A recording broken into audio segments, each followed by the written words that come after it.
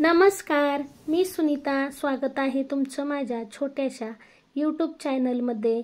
आजचा दिवस तुम्हा सर्वांना सुखाचा, आनंदाचा, आरोग्याचा जावो हीच गणपती बाप्पांच्या चरणी प्रार्थना. तर आज महालक्ष्मी गौराई येण्याचा दिवस आहे आणि आज गौराई यायच्या म्हटल्यावर घर अंगण सगळं स्वच्छ असावं. इथं माझी घर अंगण स्वच्छ करायची लगबग चालूय आणि आमच्याकडं गौराई म्हणजेच लक्ष्मी घरात आणताना तुळशी वृंदावनापाशी ठेवून त्यांची पूजा करून, तुळशी वृंदावनाची पूजा करून नंतरच मग लक्ष्म्या घरात आणतात. त्यामुळं मी तुळशी वृंदावन सुद्धा धुवून घेत आहे आणि बाहेरचा पोर्च सुद्धा स्वच्छ पुसून घेत आहे. बाहेरचा पोर्च मी रोजच पुसून घेते. तुळशी वृंदावन 4-5 दिवसांनी धुवून घेते, म्हणजे तुळशी वृंदावन पण स्वच्छ राहतं. आणि गौराईच्या दिवशी तर अवश्य अशी स्वच्छता करावी. आपण जेव्हा गौराई घरामध्ये आणतो तेव्हा गौराई सुद्धा घर बघत असतात. गौराईंना सुद्धा घर स्वच्छ दिसलं की गौराई पण प्रसन्न होतात, आपल्याला छान आशीर्वाद देतात. आपल्या घरात लक्ष्मी राहते. गौरी गणपतीच्या सणाच्या अगोदर तर आपण घर स्वच्छ करतोच, पण गौराई यायच्या दिवशी सुद्धा असं घर स्वच्छ करावं.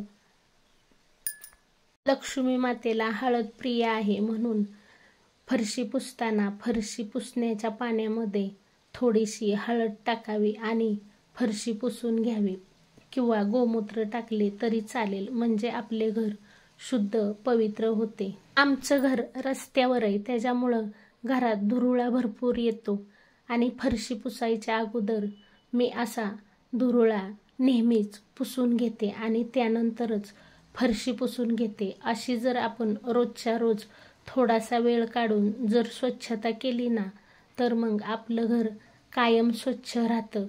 आणि आपल्याला जेव्हा सणावाराला स्वच्छता करायला काढायची असते त्यावेळेस जास्त घाणसुद्धा निघत नाही आणि आपल्याला स्वच्छता करायला जास्त त्राससुद्धा होत नाही. आणि आपलं घर स्वच्छ बघून आपल्यालाच किती भारी वाटतं. आपल्या घरात जर कोणी पाहुणी आली आणि घरामध्ये जर घाण दिसली तर मग आपल्याला सुद्धा वाईट वाटतं, आपली सुद्धा चिडचिड होते.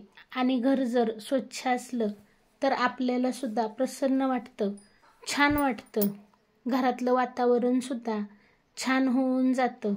आमच्या घरात प्रत्येक रूममध्ये लॉफ्ट आहेत, त्याच्यामुळं लॉफ्टवर भरपूर सामान बसतं आणि खाली असा पसारा नसला की फरशा सुद्धा पटकन पुसून होतात.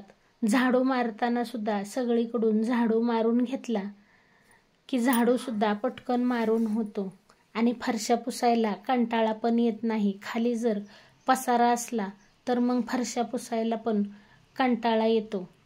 आज लक्ष्मी येणार आहे, त्याच्यामुळं सकाळी पहाटेच्या 5 वाजल्यापासूनच माझे कामाचे धावपळ चालू आहे, कारण माझ्या हाताखाली कोणी नाही, एकट्यालाच सगळं करायचंय.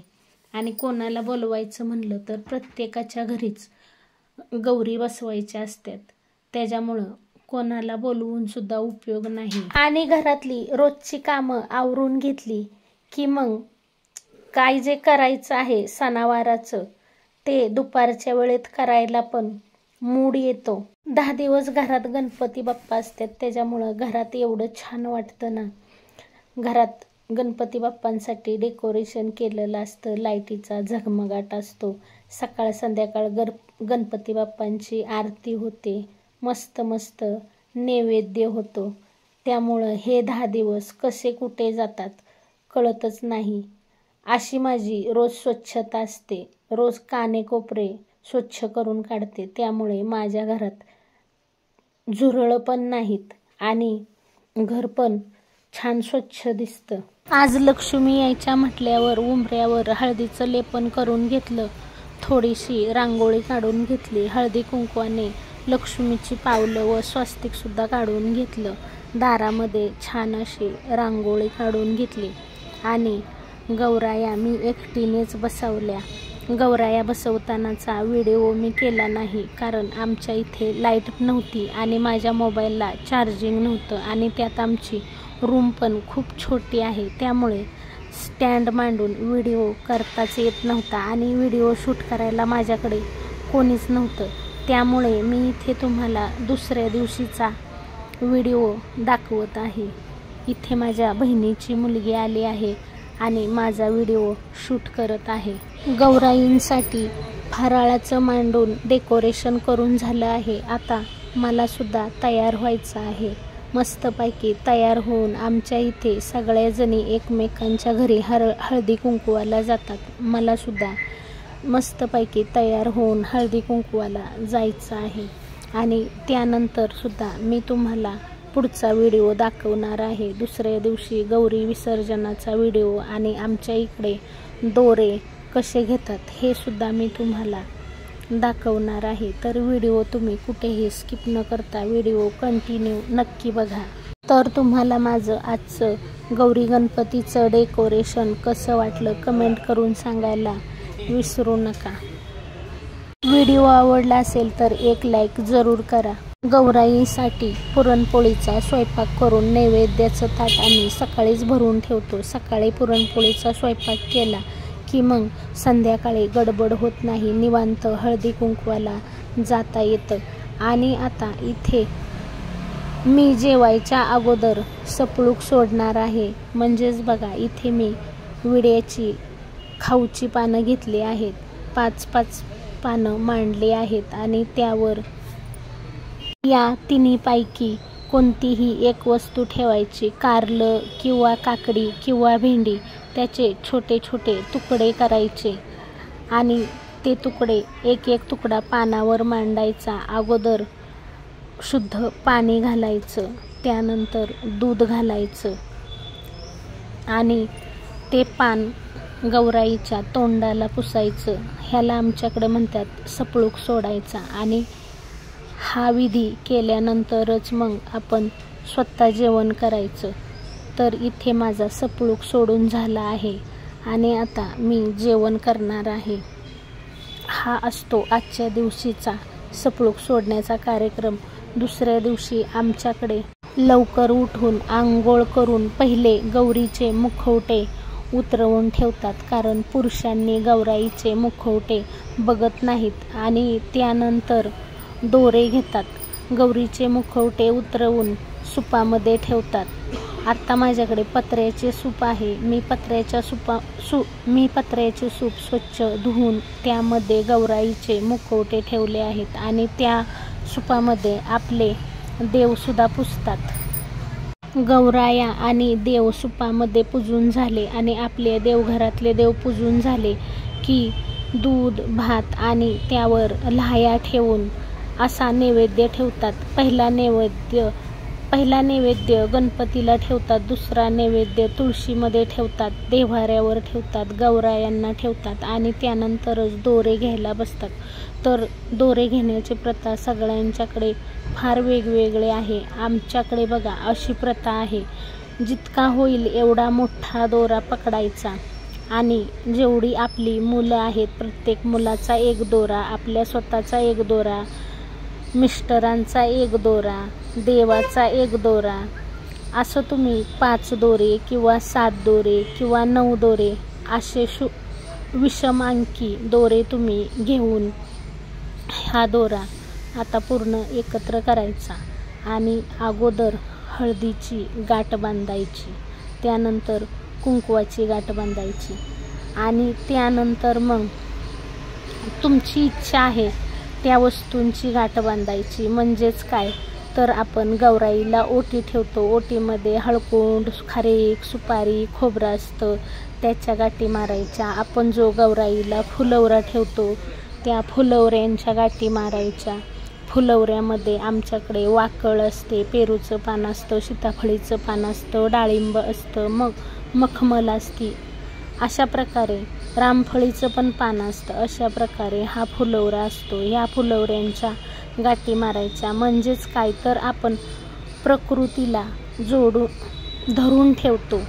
प्रकृतीशी आपली नाळ जोडलेली असते, निसर्गाशी आपली नाळ जोडलेली असते.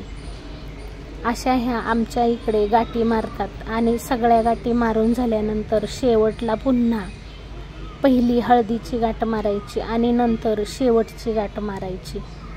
अशा तुम्ही 5, 10, 20, 21, 30, 32 तुमच्या जेवढ्या गाठी होतील तेवढ्या करायच्या. आणि अशा गाठी करून मग नंतर त्या गौराई शेजारी सुपामध्येच ठेवायच्या. आणि आमच्याकडे जर घरामध्ये 2-3 महिला असतील तर मग त्या आपापल्या सेपरेट गाठी घेतात आणि एक महिला देवाची पुन्हा असा धागा 3 किंवा 5 विडे घेऊन अशा पुन्हा गाठी घेतात. तर मला आता मी एकटीच आहे म्हणून मला देवाची सुद्धा अजून एक गाठ बांधायची आहे, त्यामुळे मी अजून दोरे घेणार आहे. तर इथे माझे दोन्ही दोरे घेऊन झाले आहेत आणि आता पुन्हा दोरे घेतल्यानंतर मी गौराईंना हळद कुंकू वाहणार. ते घेतलेल्या दोऱ्यावर हळद कुंकू वाहून दीप धूप ओवाळून नमस्कार करून नंतर आता मी सुवासिनींना बोलवून आणणार आणि सुवासिनी 5 किंवा 7 सुवासिनी माझ्या ओट्यात त्या दोऱ्यांच्या घेतलेल्या गाठी घालणार आणि त्या गाठी घेऊन मी तुळशीला त्या महिलांना सगळ्यांना नमस्कार हळदी कुंकू केल्यानंतर ते दोरे आम्ही एका प्लास्टिकच्या पिशवीत बांधून देवघरामध्ये ठेवून देतो. आणि दसरा असतो त्यावेळेस दसऱ्याला जेव्हा आपण घट आणि घटाच्या माळा रानामध्ये विसर्जन करायला देतो त्यावेळेस त्या दोऱ्यातील 5 गाठी सोडायच्या, त्याला हळदी कुंकू व्हायचं, साखरेचा नैवेद्य दाखवायचा आणि त्या घटाबरोबरच त्या घेतलेल्या दोऱ्यांच्या गाठी विसर्जन करायला द्यायच्या. हे असं आमच्याकडे त्या दोऱ्यांचं शास्त्र असतं. तर तुमच्याकडे त्या दोऱ्यांचं शास्त्र कसं असतं कमेंट करून नक्की सांगा. गौराई विसर्जनाच्या दिवशी सुद्धा अर्धा दिवस हळदी कुंकवाला फिरण्यातच जातो, कारण एकमेकाच्यात जाऊन एकमेकाचे दोरे ओट्यामध्ये घालायला लागतात. त्यामुळे हळदी कुंकाला बोलवलं की नाही म्हणता येत नाही.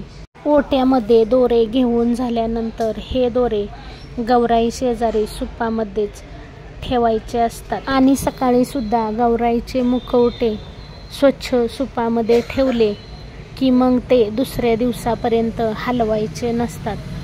गौराईचे मुखवटे आणि आपल्या देवघरातील जे पूर्वीपासून टाक आहेत ते टाक सुपामध्येच पुजावे लागतात.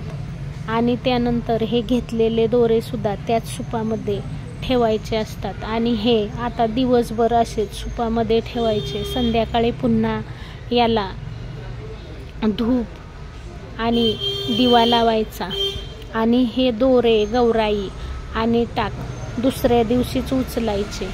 गौराई गणपती शेजारीच ठेवतात, कारण आमचे गणपती 10 दिवसाचे असतात. 11व्या दिवशी विसर्जन होतात.